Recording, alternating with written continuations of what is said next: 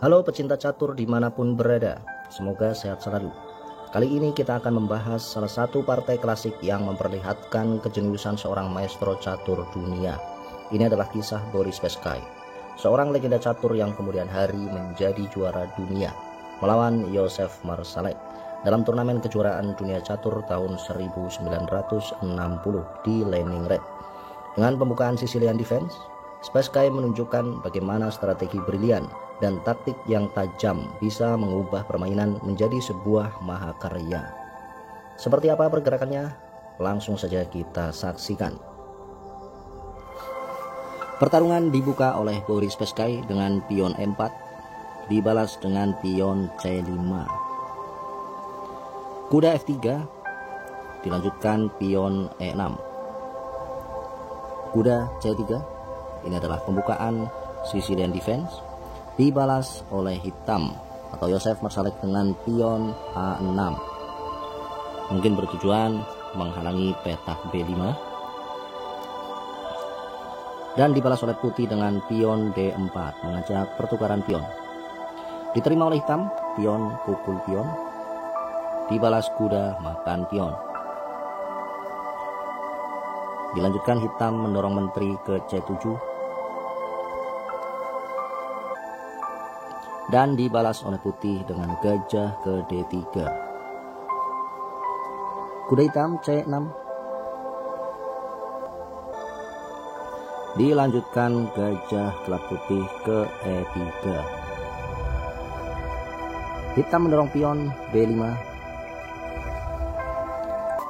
Dan Boris Spassky melanjutkan dengan rokade pendek. Hitam mendorong gajah B7. Dan dilanjutkan putih meletakkan kuda ke B3. Hitam mengeluarkan kuda yang satunya ke F6. Dan dilanjutkan putih mendorong pion ke F4.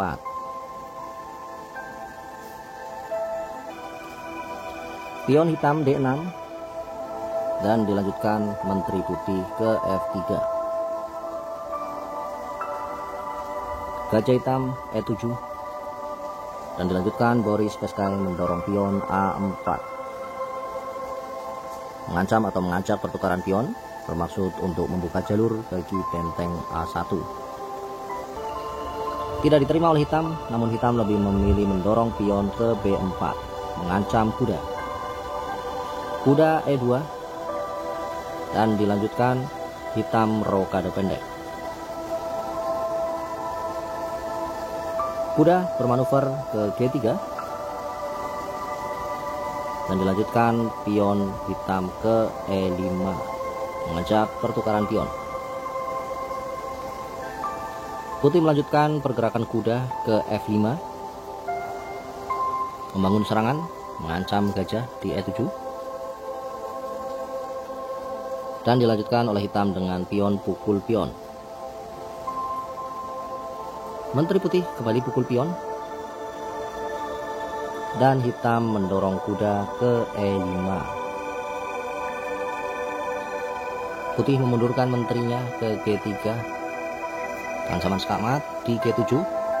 Dan dibalas oleh hitam dengan kuda ke G6. Menutup jalur seka oleh menteri.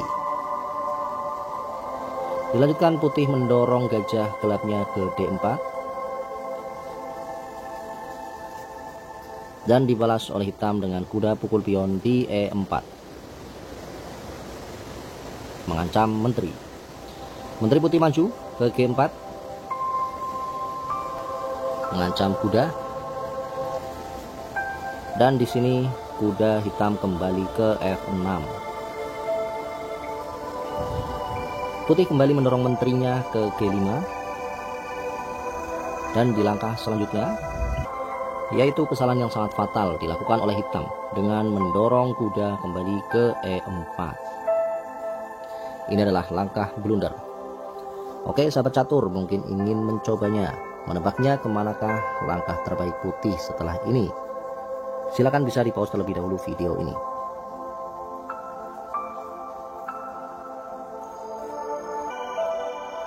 Oke sahabat catur, apakah sudah menemukan langkah terbaik yang harus dilakukan oleh putih? Manakah langkah Boris Beskae setelah ini? Ya, benar sekali, di langkah selanjutnya yaitu langkah ke-21. Boris Beskae menempatkan menterinya ke H6. Dan di posisi ini hitam sudah mengakui kekalahannya, maka hitam menyerah. Oke sahabat catur, kita analisa kenapa hitam menyerah di langkah ke-21 di posisi seperti ini. Oke, ini adalah langkah pengorbanan yang dilakukan oleh Boris Beskae atau bidak putih. Apabila di sini hitam memakan menteri dengan pion, maka selanjutnya tentu saja skakmat oleh kuda ke H6 memakan pion. Oke, kita kembali di posisi ini. Bagaimana jika hitam tidak memakan menteri? Maka paling tidak dalam 4 langkah ke depan putih dapat melakukan skakmat. Andaikan di sini hitam mendorong gajah ke F6 bermaksud melindungi pion di G7, maka tentu saja putih akan memakan gajah dengan gajah. Pion tidak berani memakan gajah karena akan skakmat oleh menteri ke G7. Maka untuk memperpanjang langkah di sini hitam bisa melakukan skak dengan menteri ke B6.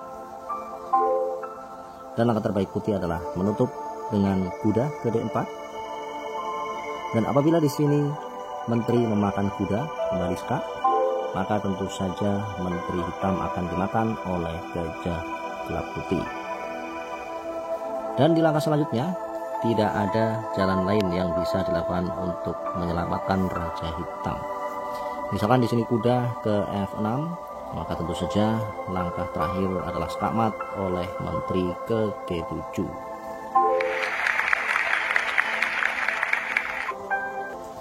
Oke sahabat catur, demikianlah pertarungan catur legendaris antara Boris Beskae melawan Joseph Marszalek yang dimenangkan oleh Boris Beskae di langkah ke-21.